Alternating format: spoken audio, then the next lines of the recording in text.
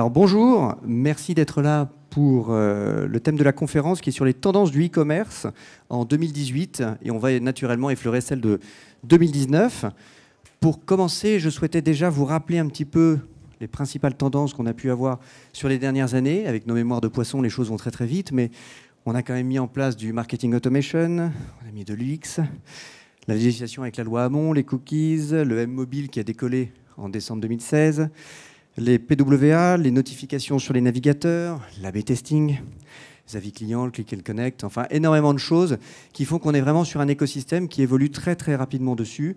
C'est pourquoi en fait je vous invite vraiment aujourd'hui à utiliser la dernière version de PrestaShop déjà qui est sur la 1.7, ce qui fait que techniquement vous êtes déjà à jour et ça vous permet aussi d'optimiser tout ce qui est web design avec le web marketing derrière. Alors, avant de découvrir les tendances, je vais vous présenter en fait les trois personnes qui nous accompagnent aujourd'hui. On a Loïc de Saint-Andrieux, qui est responsable du mobile chez Google France. Il accompagne les grands groupes sur leur stratégie marketing mobile, notamment sur l'amélioration de l'expérience client. Loïc a commencé à travailler chez Google il y a à peu près 9 ans comme analyste. Et précédemment, tu étais en fait chef de projet chez Digital LBI. Digitas. Ah, Digitas LBI, voilà. On a John Chopin, qui est responsable de la zone Export Europe et développement international des sites e-commerce chez Cornillo. Depuis près de 2 ans, il s'appuie sur un réseau de distributeurs en Europe pour développer des sites marchands dans les pays les plus importants pour la marque. Alors pour ceux qui ont un doute sur Cornillo, qui ne savent pas forcément, John va vous lancer une dizaine de balles qui seront échangeables en fait à la fin de la conférence par des raquettes de ping-pong. Donc surtout, restez vigilants jusqu'à la fin.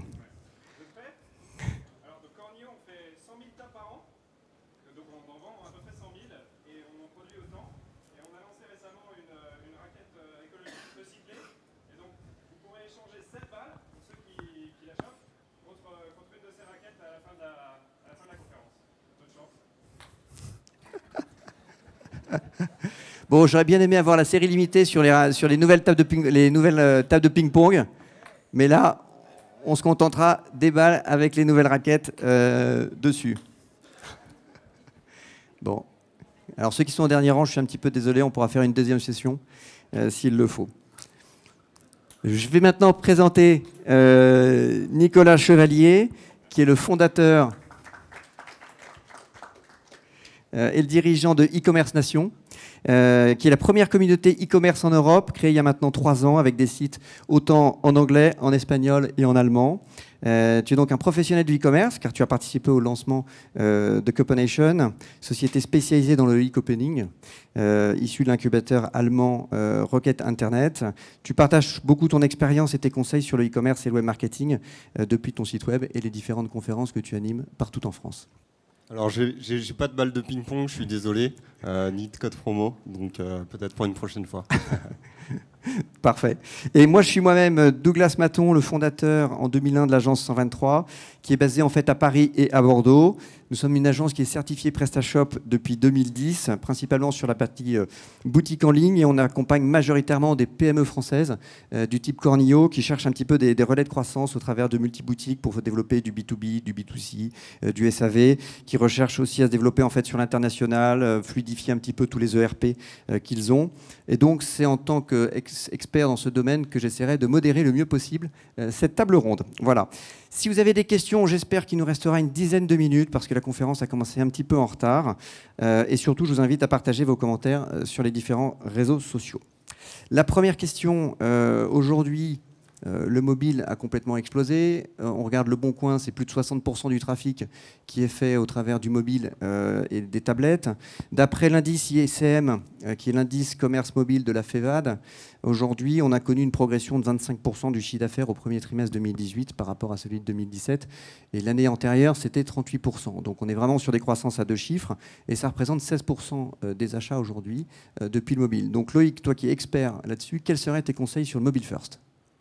En fait, déjà, c'est un état d'esprit qu'il faut avoir parce que vos clients vont chercher à rentrer en contact avec votre marque avant tout à partir de leur smartphone. Normalement, quand vous regardez vos audiences aujourd'hui, vous devez être à peu près à 50% de votre audience qui vient d'un smartphone. Ça veut dire quoi? Ça veut dire que vous devez toujours avoir en tête enfin, toujours tester votre site, tester les parcours, mettez-vous toujours à la place de votre client, c'est-à-dire regardez toujours à partir d'un smartphone. Et ça, c'est finalement un peu plus compliqué que prévu parce que vous travaillez sur un ordinateur, du coup, vous vérifiez votre site, quand vous faites des tests, etc., vous êtes sur votre ordinateur.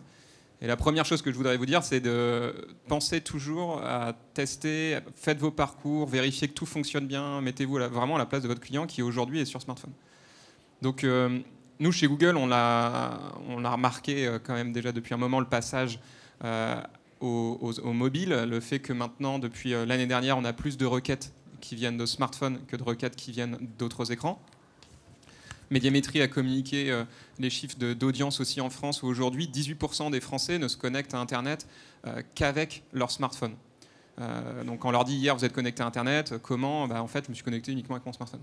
Et ça, c'est important parce que il y a cet état d'esprit qu'il faut être sur mobile first, donc toujours tester, mais aussi, il y a une partie de votre clientèle qui va être bientôt mobile only. Donc ça veut dire qu'ils n'auront de toute façon qu'un smartphone pour pouvoir rentrer en contact avec vous. Parce qu'à un moment, quand notre laptop va lâcher, on va se dire, bon, est-ce que je mets 600 ou 800 euros dans un nouveau laptop, ou plutôt le tout dernier smartphone qui est plus confortable, plus rapide, et du coup plus pratique même maintenant, en tout cas pratique pour surfer sur Internet. Donc ça, c'est mon premier point. Et sinon, je pense que vous n'avez pas manqué le passage à l'index mobile first de Google. Donc maintenant, en fait, on crawl les sites avant tout, on se fait passer avant tout comme un smartphone pour aller vérifier le contenu sur les sites, donc encore plus important d'avoir une expérience mobile, une bonne expérience sur mobile. Et puis cet été, il y a aussi la speed update, ce qu'on a appelé la speed update, c'est-à-dire la prise en compte du temps de chargement dans les résultats naturels. Et la vitesse, c'est un élément très important qu'on a mis en avant en fait depuis un an.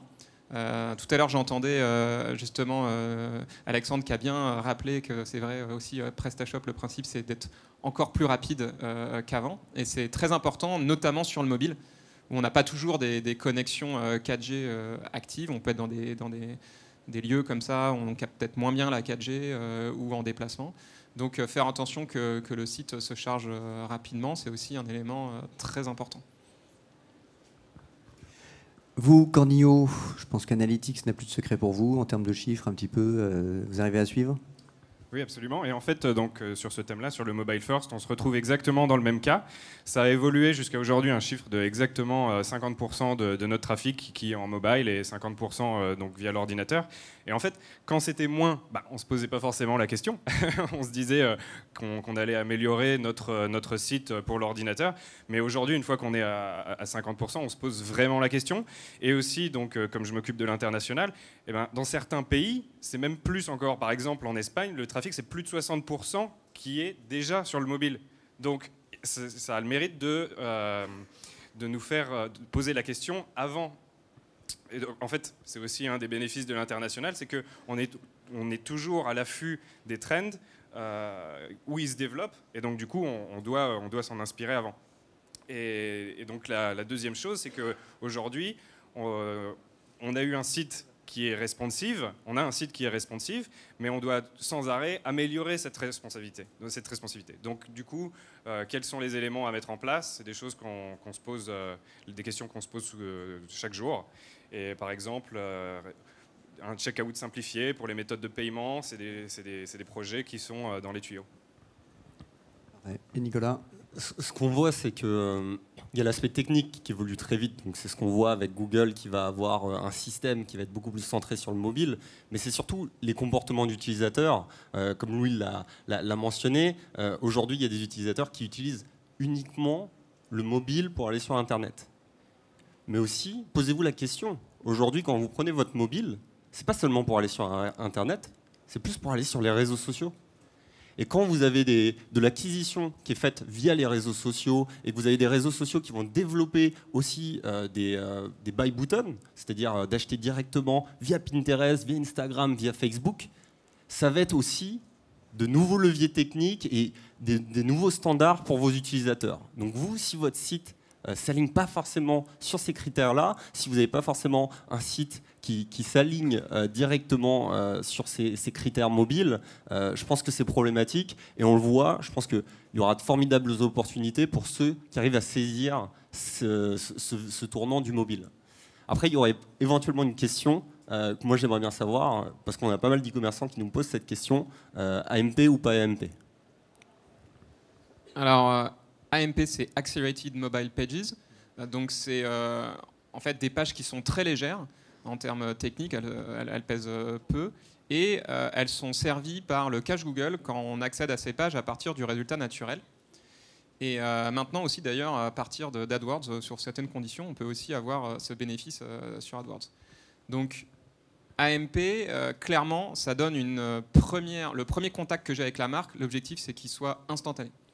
Et ça, c'est le meilleur moyen d'y arriver, puisque en moyenne, une page AMP, elle se charge en moins d'1 seconde sur un réseau 3G. Et en moyenne, les pages AMP, les consommateurs passent 2 fois plus de temps dessus, et le taux de conversion est 20% supérieur aux autres pages. AMP, ça a été lancé pour les éditeurs de presse il y a 2 ans et demi, 3 ans, mais depuis maintenant 1 an, enfin depuis 2 ans, c'est disponible pour n'importe qui, et depuis 1 an, on a ajouté plein de modules dans Enfin, nous, d'ailleurs, c'est open source, AMP, donc il y a plein de modules qui ont été ajoutés pour les e-commerçants, pour avoir des pages qui sont dynamiques, en fait. Avec, on peut avoir des fiches produits, on peut même mettre des moteurs de recherche dans des pages listes AMP. La recommandation, alors AMP n'est pas un critère en tant que tel dans le référencement naturel. Donc ça, c'est souvent on me dit, il n'y a pas de bonus parce qu'on utilise AMP. Mais c'est plutôt vertueux. C'est si j'ai une page qui met 15 secondes à se charger en 3G, il y a des chances que le consommateur, quand il arrive dessus, il y a un taux de rebond très fort. Je passe à AMP, je mets 1 seconde. Le consommateur, il y a peut-être plus de chances qu'il reste et qu'il reclique la prochaine fois. Donc ça devrait avoir un bénéfice sur le long terme, quoi. Parfait. Alors, je suis désolé parce qu'on n'a qu'1 heure devant nous. Donc on va enchaîner après sur l'expérience utilisateur. C'est un mot qui nous revient en fait en permanence dessus. On parle vraiment de la réalité augmentée, on parle de la personnalisation, on parle des chatbots, du développement de l'intelligence artificielle. Je pense que Nicolas, tu as peut-être pas mal de conseils éventuellement à nous partager.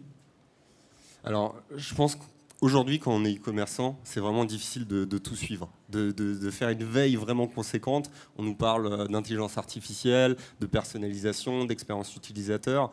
Comment on arrive à structurer ces leviers, parce qu'on ne peut pas tout intégrer, quand on a une activité, qu'on essaye de rattraper le mobile, qu'on essaye de s'aligner avec Google, qu'on gère ses campagnes AdWords, Facebook ou autres. Du coup, la problématique, c'est vraiment d'avoir quelque chose de progressif. On parle beaucoup d'intelligence artificielle. Aujourd'hui, ça reste de la personnalisation. C'est-à-dire qu'il y a une forte tendance sur 2018 qui va être un site ne va pas être le même selon tel utilisateur ou tel utilisateur. C'est qu'on va avoir vraiment une expérience personnalisée. Et ça, il faut se rapprocher de ça parce qu'en tant que consommateur, on n'a pas envie de voir des produits qui ne nous intéressent pas. Et c'est exactement pour la même chose pour la pub. Si j'ai un retargeting qui est pertinent, une pub qui s'adapte à mes besoins et à mes attentes, ça va être moins intrusif. Et c'est exactement la même chose sur les sites internet. Aujourd'hui, en termes d'expérience utilisateur, il y a 2 choses qui ressortent. Cette logique de personnalisation, d'adapter les produits en fonction de la personne. Si tu as indiqué, par exemple, tes tailles, tu vas avoir que les produits disponibles en cette taille, par exemple, et jouer avec un système de filtre. Et puis, tu vas avoir une autre logique aussi sur les fiches produits, et ça, c'est quelque chose qui vient d'autres marchés, marchés chinois notamment, où ils vont avoir des fiches produits qui vont raconter des histoires.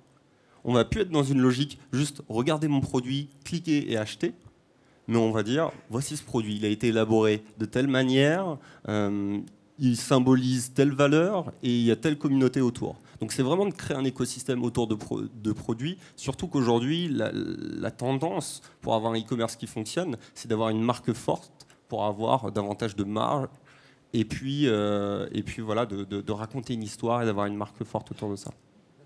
Et vous, Cornillo, au niveau de l'international, vous avez de vraies différenciations ? Différenciation à l'international, oui, de par la culture et chaque pays, mais aussi l'expérience utilisateur en tant que telle. Donc exactement comme Nicolas disait, par exemple, on se pose la question surtout, est-ce que l'IA, c'est utile aujourd'hui ? Par exemple, une table de ping-pong, c'est pas forcément personnalisable. Donc si vous êtes présenté sur notre site, il n'y aura pas d'IA derrière qui viendra, disons, adapter la table à votre... à vos goûts. Il n'y aura pas une table jaune, par exemple, mais par d'autres choses ont été mises en place. Par exemple, un chat. pour améliorer l'expérience utilisateur. Ça, c'est quelque chose qu'on a pu faire très facilement et puis tester. Donc ça passe par vos sites, par la nature de votre marché. Faites des tests et si vous voyez que ça marche, comme pour nous le chat, c'est quelque chose qu'on peut après dupliquer sur les autres pays et sur les autres sites. L'expérience utilisateur, pour nous, elle est passée aussi vers une amélioration de notre marketing. On a quasiment une équipe marketing dédiée au e-commerce et pour nos sites. Donc on a des visuels qui sont faits spécifiquement pour les sites e-commerce, en fonction des programmes de promo que l'on a, et aussi beaucoup de vidéos. Donc on a amélioré, disons, pour un contenu e-commerce, tout notre marketing. Oui, et alors... Moi, j'ai l'habitude de dire qu'une bonne expérience dans un monde mobile first, elle doit être c'est-à-dire instantanée, intuitive, individuelle et immersive. Le dernier, je le force un petit peu. Donc, instantané, c'est la vitesse, faire attention donc, aux pages, notamment aux images. Hein, c'est le principal gain qu'on peut avoir aujourd'hui, la gestion des images, faire attention de ne pas avoir, surtout sur des sites responsives, des images desktop qui sont resizées uniquement sur mobile. AMP permet aussi d'améliorer la vitesse et puis les paiements, avoir des boutons de paiement qui permettent en un clic d'acheter, que ce soit avec PayPal ou Google Pay. C'est un moyen aussi d'améliorer les parcours.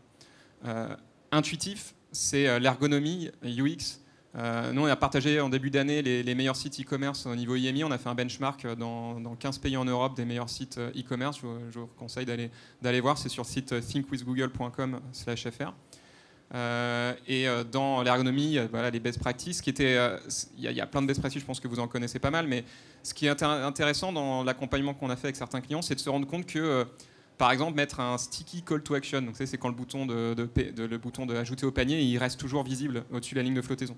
Mais on se rend compte, dans certains pays, ça a des effets positifs sur le taux de conversion, et dans d'autres pays, ça a moins d'effets positifs, voire même des fois c'est négatif. Donc là, en fait, le maître mot, c'est toujours A/B testing. A/B testing des fonctionnalités, et notamment si vous êtes à l'international, faites-le par pays, parce que vous allez voir que les consommateurs ne réagissent pas de la même manière.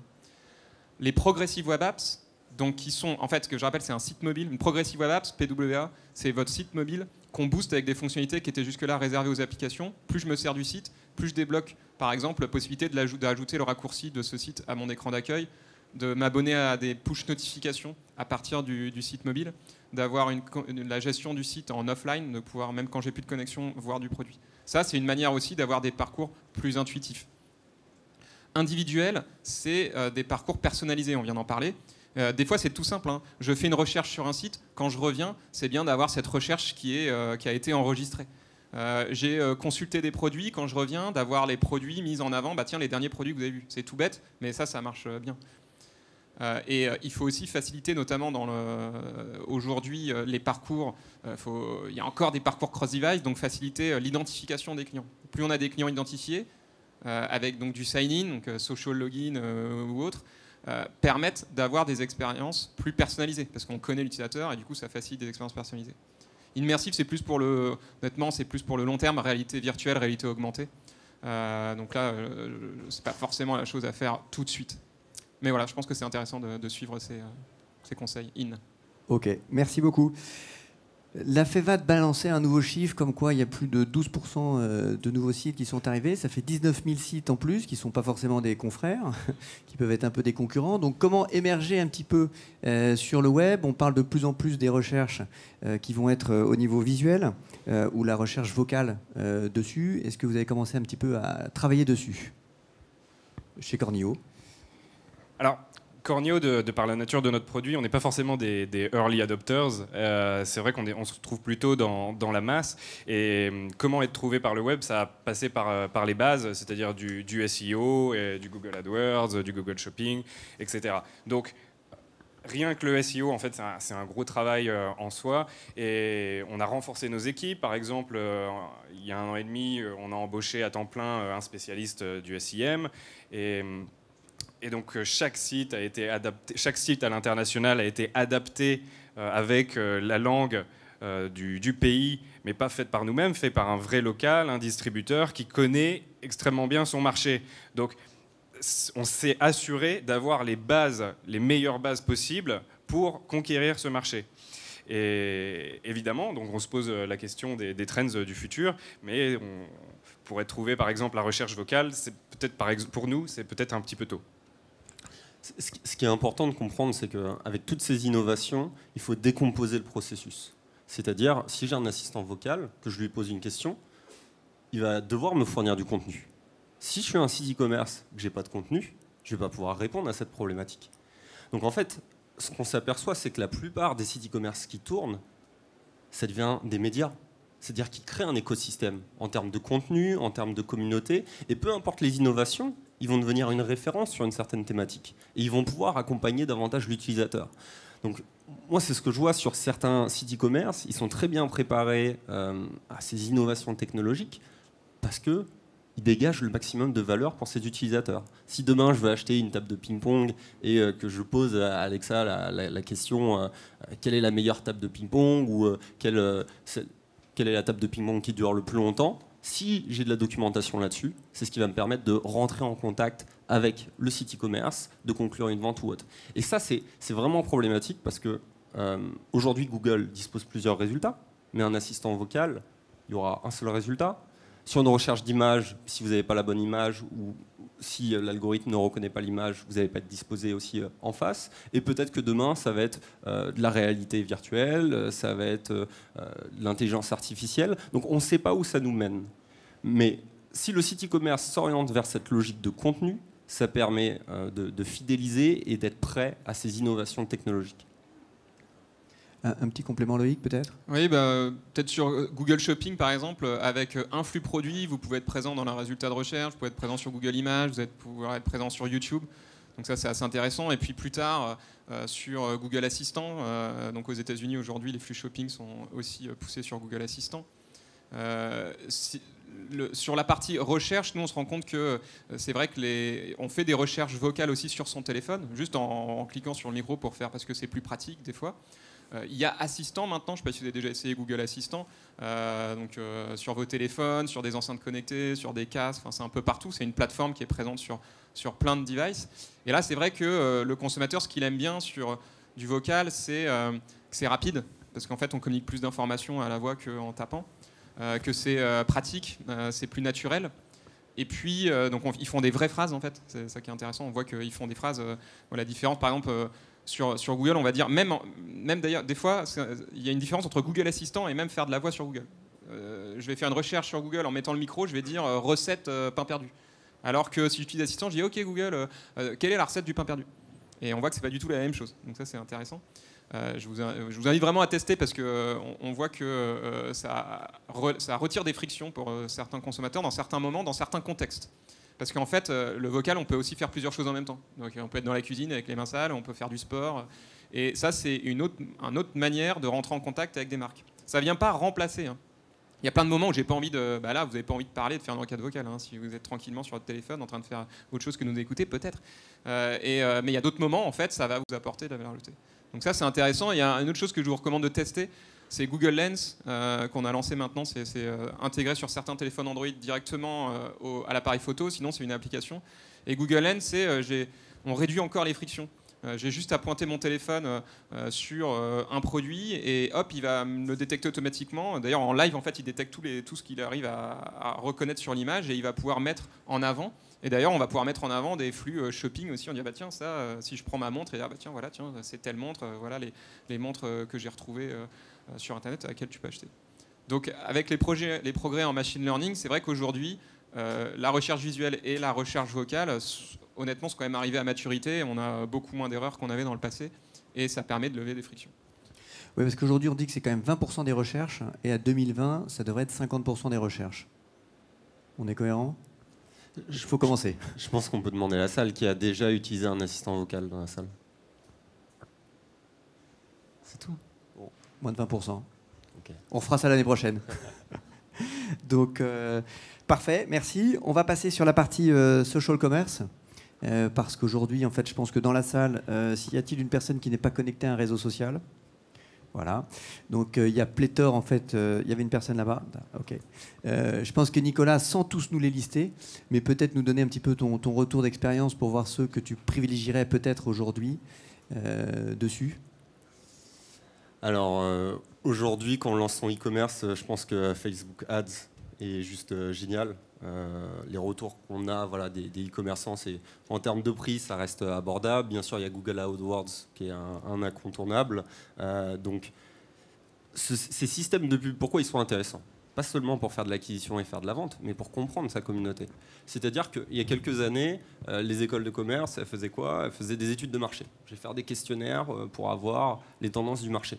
Aujourd'hui, on va sur Facebook Insight ou Google Tendances et on a toutes les stats pour segmenter notre offre, pour tester aussi par rapport à notre cible. Donc il y a cet aspect-là qui est vraiment intéressant en termes de base de données. Et puis après, pour développer des stratégies, alors si on est sur du B2C, on va dire plutôt traditionnel, du Facebook et du Instagram fonctionnent super bien. Pourquoi? Parce que la plupart des utilisateurs sont sur ces plateformes, donc après ça dépend bien sûr aussi de votre cible, mais on retrouve une très forte présence, et moi j'aime l'expliquer comme ça, des réseaux sociaux publics du type Instagram ou Twitter, c'est des bases de données vivantes, il faut les percevoir comme ça, parce que les personnes partagent des informations avec des hashtags, donc ils vont catégoriser leur intérêt, et donc ça donne des opportunités pour les marques. Si je vends des tables de ping-pong, je peux regarder tous les passionnés de ping-pong, interagir avec eux, et être dans une démarche vraiment proactive par rapport à mon acquisition. Donc ça, je trouve ça très intéressant. Encore faut-il ne pas y aller en commercial. Donc là, on parle plus de social selling, d'apporter de la valeur vraiment aux utilisateurs, et davantage d'e-commerçants sont dans cette logique-là, même sur le B2B, que ce soit avec du LinkedIn, avec du Twitter. Il y avait un e-commerçant notamment sur le jardinage qui faisait ça. Il se rendait compte qu'il vendait des gros produits, mais il devait s'adresser aux architectes et aux paysagistes, et il les contactait via LinkedIn. Donc c'est aussi des leviers qui sont très pertinents. Et on sent une forte tendance. Je pense qu'il va y avoir des déclics prochainement sur Facebook et sur Instagram au niveau du paiement. Donc c'est-à-dire que demain, l'utilisateur il va voir votre produit chez un influenceur, chez son ami qui a acheté le produit, il pourra cliquer dessus et l'acheter en direct sur la plateforme. Et là, il y aura des intégrations beaucoup plus complexes. Alors, je ne sais pas si vous avez remarqué, mais par exemple, dans Messenger, Facebook Messenger, vous avez la possibilité de donner de l'argent à une personne. Donc, il y a des intégrations sur l'aspect financier. Et là, ça va être ultra intéressant pour les utilisateurs. Pourquoi? Parce que ça va être du one-click. Ça va être du one-click, et on pourrait très bien imaginer qu'Instagram et Facebook sont les places de marché de demain. C'est-à-dire que je me balade sur mon feed, « Ah, mon pote, il a acheté ça, ah bah je veux l'acheter aussi. Oh, j'ai vu ça parce qu'il y a une vidéo sponsorisée, je veux l'acheter aussi. » Et on pourra faire vraiment un panier d'achat de plusieurs boutiques grâce à ces plateformes. Donc ça va être aussi des opportunités qu'il va falloir surveiller. Et j'aime vraiment le partager comme ça. Les réseaux sociaux, c'est un moyen de fidélisation et de préfidélisation. Et ça, il y a beaucoup de gens qui posent la question, c'est quoi le ROI des réseaux sociaux? Mais quand vous construisez une relation de confiance, vous ne pouvez pas évaluer le ROI. Vous ne pouvez pas évaluer le ROI d'un ami ou d'un proche. Donc, si vous réussissez à créer un lien avec une communauté, vous préfidélisez les gens, et même s'ils n'achètent pas tout de suite, ça va être des potentiels ambassadeurs, des influenceurs pour vos actes d'achat. Et ceux qui comprennent ça, c'est des stratégies de long terme, et c'est ce qui permet vraiment de fédérer une communauté autour de son produit et d'avoir des ventes vraiment continues malgré les innovations technologiques. D'accord. Et vous, Loïc, est-ce que tu pourrais nous en dire un peu plus sur la publicité, justement, sur la partie mobile, avec également le Google Pay dessus? Pas forcément Google Pay, mais sur la partie pub, aujourd'hui, nous, on a encore un autre modèle qu'on aime bien partager, c'est les 5A. En fait, une bonne stratégie marketing, c'est audience, donc qualifier son audience en suivant la RGPD, mais avoir des données qualifiées, faire du segment d'audience. Assets, donc Assets, c'est une bonne expérience sur son site, mais c'est aussi des bonnes créas qui soient adaptées. Access, donc là c'est la couverture, le reach, faire en sorte d'être là où sont vos consommateurs. Et il y a des outils aujourd'hui qui permettent de suivre sur plusieurs canaux. L'attribution, c'est être capable de suivre justement la performance des campagnes entre des parcours cross-device, mobile to store, mobile to call center, par exemple, qui sont très importantes. Et puis le fait de ne pas forcément donner le crédit au dernier clic. En France, souvent, en tant qu'annonceur, on va tendance à dire bah oui, mon modèle, c'est ce qu'on appelle le last click. Et finalement, les parcours sont plus complexes aujourd'hui. Et il faut essayer de pondérer en fait, les clics sur l'ensemble du parcours. Et puis le dernier A, c'est automation, parce que justement, les parcours sont plus complexes. Et si on essaye de les optimiser à la main, en gros, ça devient très difficile. Parce que une bonne campagne aujourd'hui marketing, c'est le message contextualisé en fonction de la personne, de ce qu'elle a fait, de ce qu'elle a vu, du canal. Et en fait, ça devient très dur de faire ça à la main. Alors qu'aujourd'hui, en fait, il y a des outils qui automatisent les enchères sur AdWords, les mots-clés, voire même les créas, pour faire en sorte de prendre en compte tous les signaux. Donc il faut nourrir la machine avec un maximum de signaux. Mais à la fin, c'est là où on a le meilleur ROI et la meilleure rentabilité. Okay. Et vous, sur côté réseau, je pense que vous n'êtes pas beaucoup sur LinkedIn, plutôt sur Facebook? Alors, sur Facebook, oui, on a une stratégie qui est un petit peu particulière parce que, effectivement, comme disait Nicolas, on n'utilise pas ça comme une vitrine de vente. Et c'est peut-être un risque si on se dit, tiens, je vais faire de la pub sur Facebook et après on regarde le ROI, bah, on risque d'avoir des grosses difficultés. Par contre, on peut l'utiliser, nous on l'utilise pour diffuser l'image de marque.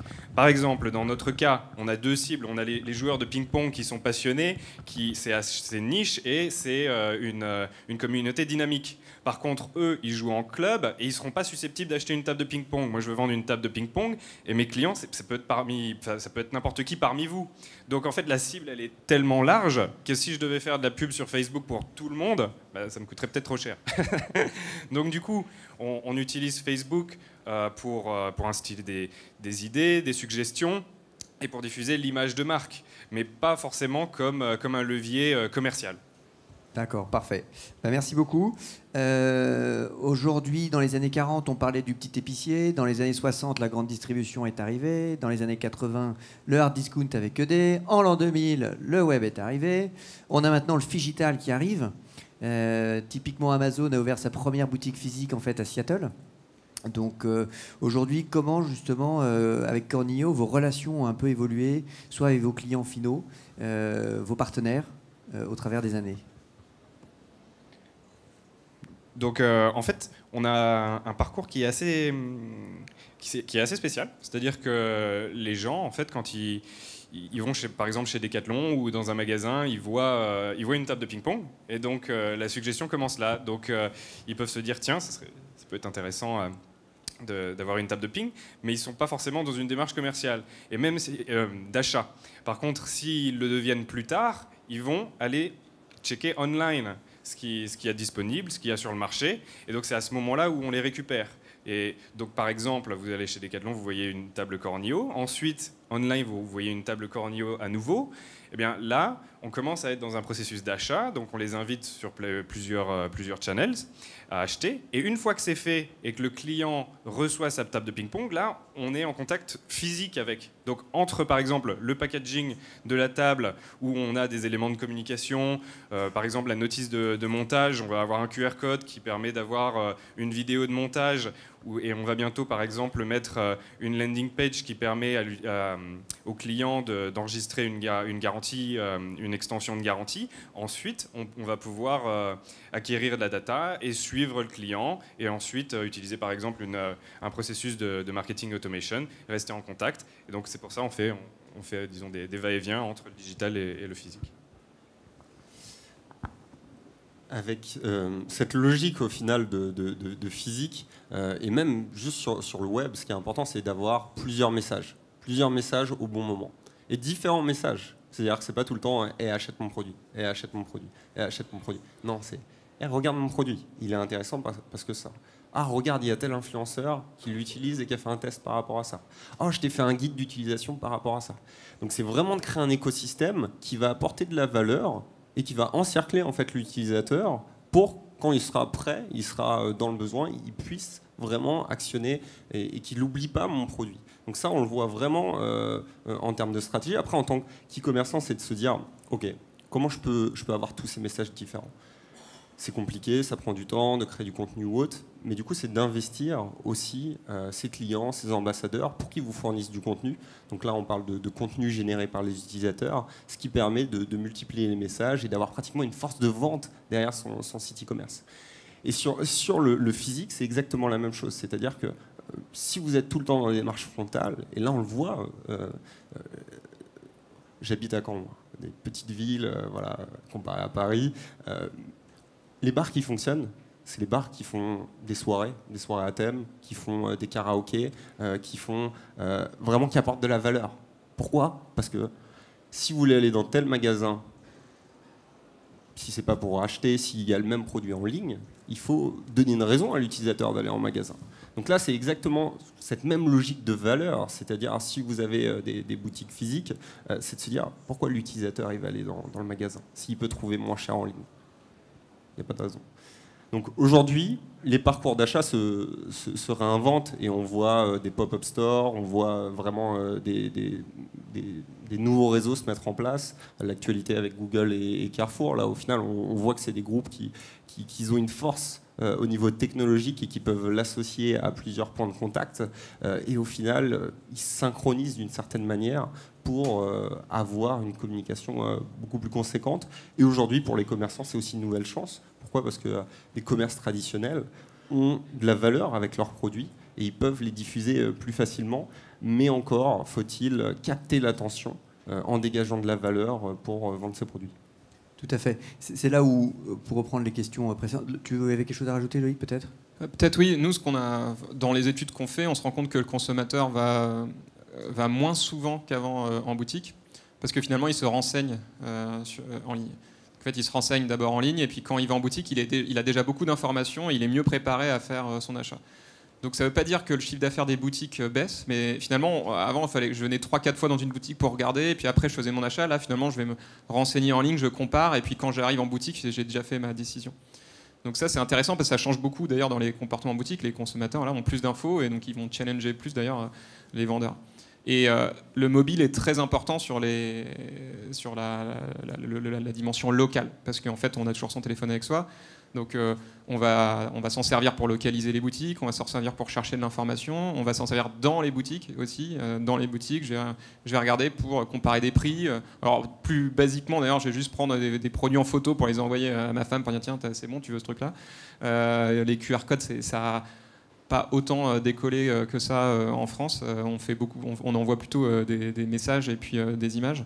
Mais par contre, quand on est un peu avancé, on va commencer à chercher on va potentiellement comparer des prix, le fameux showrooming. Et ça, c'est assez important pour les marques parce qu'elles vont commencer à essayer doivent s'adapter et aussi changer leur magasin. Et effectivement, aujourd'hui, avec le digital, ça peut avoir plein de bénéfices pour le consommateur, lui donner d'ailleurs plus facilement accès, je sais pas, ne serait-ce qu'avec un Wi-Fi facile d'accès, sans le bloquer trop, arriver dès que je me connecte avec des informations contextualisées, le paiement, faciliter le paiement, parce que du coup, je vais zapper la caisse et je vais acheter avec mon téléphone. Finalement, il y a plein de marques qui commencent à faire ça. Enrichir les expériences en magasin, avec le possibilité de voir plus de produits que ce qui est disponible en magasin, avec de la réalité augmentée, ou même des guides dans les Sephora, des choses comme ça. On peut avoir plein de conseils en fait d'achat. Et ça, en fait, les marques qui ont des réseaux sont obligés de faire ça pour justement dynamiser l'expérience et effectivement faire en sorte que le consommateur en plus ait une raison supplémentaire de venir, puisque quand on fait venir quelqu'un dans un magasin, forcément, même si on a déjà, si on parle du click and collect par exemple, c'est quelque chose qui est très important, parce que même si on a acheté son produit, on va aller chercher en magasin, le fait de traverser le magasin pour aller chercher le produit, ça va me générer des occasions d'achat supplémentaires, donc du coup c'est aussi une manière de générer du chiffre. Et ce consommateur en fait qui va être dans le digital, dans le physique, il y a un mot qu'on n'a pas dit encore, c'est le RGPD. Pourtant, il est sur toutes les lèvres en fait en ce moment. C'est vrai qu'aujourd'hui, pour nous, quand on développe en fait des boutiques PrestaShop, qu'elles soient en fait multi-boutiques, internationales ou pas, la gestion du suspect, du prospect, du client et de l'ambassadeur en fait est pour nous très important. Et c'est vrai qu'aujourd'hui, on utilise des solutions de lead nurturing qui permettent de pouvoir justement suivre l'évolution de ce consommateur en fait au travers des réseaux sociaux, au travers des newsletters. Et le plus difficile en fait, c'est de mettre le pied dans l'appart en récupérant une boîte mail. Et puis après, au fur et à mesure, on va créer un petit peu sa fiche d'identité pour le suivre. Et c'est vrai qu'aujourd'hui, le Phygital fait que ce consommateur en fait, va utiliser différents supports pour pouvoir passer commande, on l'espère. Il nous reste quelques minutes, 5 minutes. Je ne sais pas si certaines personnes ont des questions, éventuellement. La personne la plus lointaine. Alors, je ne sais pas si on peut vous apporter en fait un micro.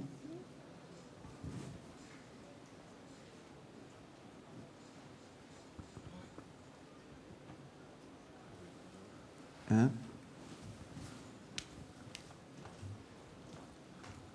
Bon, tu pourras peut-être rester à côté si la question est pour toi.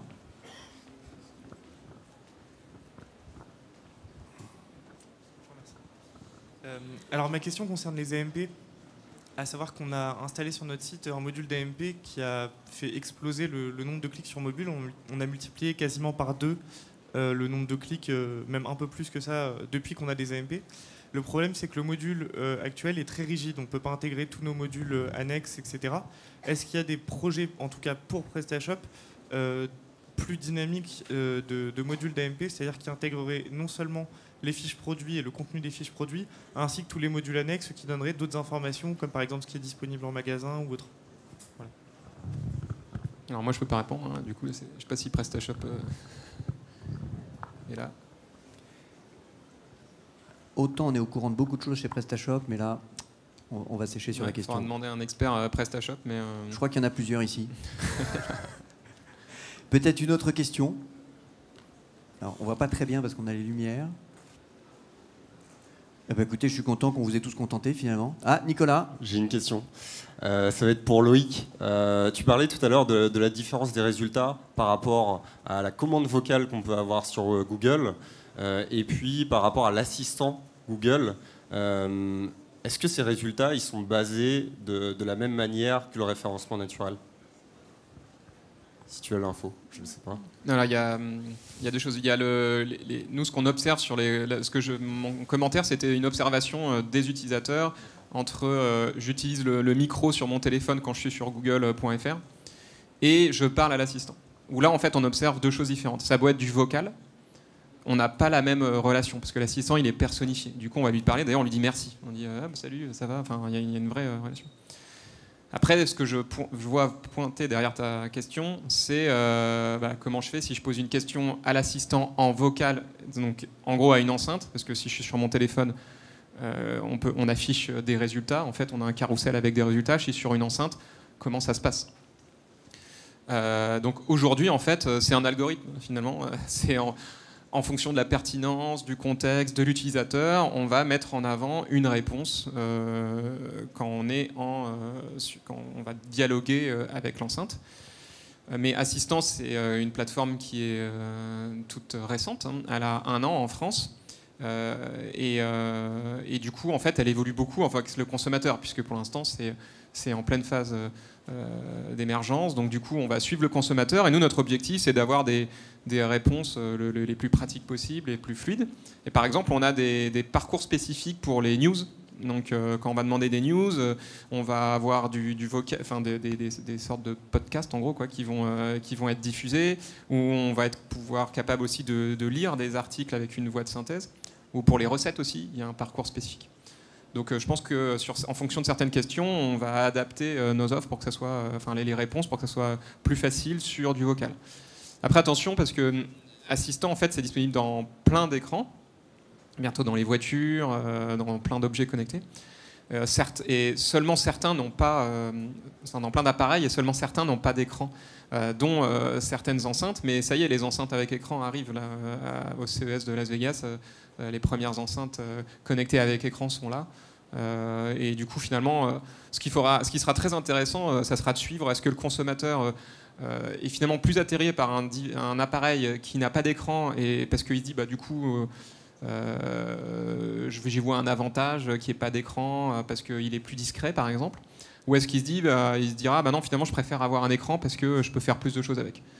Et même moi, donc je travaille beaucoup sur Assistant, c'est quelque chose qui m'intéresse beaucoup de voir comment va réagir le consommateur et vers quoi il va aller.